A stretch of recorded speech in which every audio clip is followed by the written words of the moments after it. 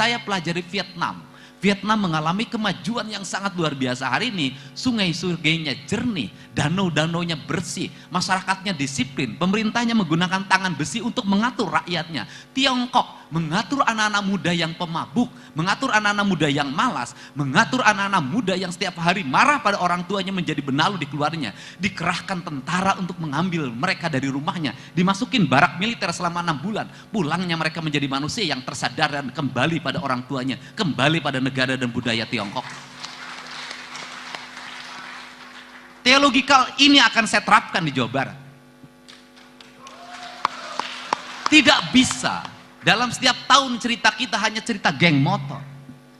Tidak bisa dalam setiap tahun cerita kita hanya cerita tawuran. Tidak bisa setiap tahun cerita kita ada cerita orang yang mati karena oplosan. Ini harus segera dihentikan. Kenapa?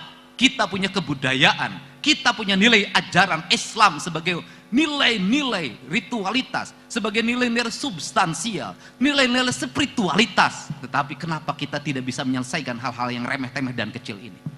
Faktornya cuma satu, kita lebih senang membangun wacana dibanding bertindak nyata. Untuk itu kalau bersedia, pemerintah Kabupaten Cirebon bisa bekerja sama dengan jajaran TNI dan Polri. Pemerintah provinsi bersedia membangun mesnya. Orang tuanya diberikan kesadaran kalau anaknya nakal, maka dia telepon tentara, telepon polisi, diangkut, dimasukin mes, dilakukan pembinaan. Diarahkan dalam waktu 6 bulan ke depan.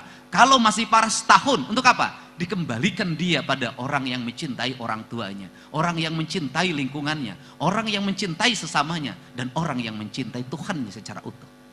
Kerangka inilah. Kenapa? Saya tidak mau orang Jawa Barat ke depan menjadi generasi ciu. Saya tidak mau orang Jawa Barat ke depan menjadi generasi geng motor. Saya tidak mau orang Jawa Barat ke depan menjadi monster di lingkungan rumahnya, menjadi monster di jalanannya. Pada akhirnya mereka mati muda. Ketika mati muda itulah, saya tidak mau orang-orang terdidik berasal di luar Jawa Barat kemudian mendominasi dan orang sini selamanya hanya menjadi kuli terhadap tuannya.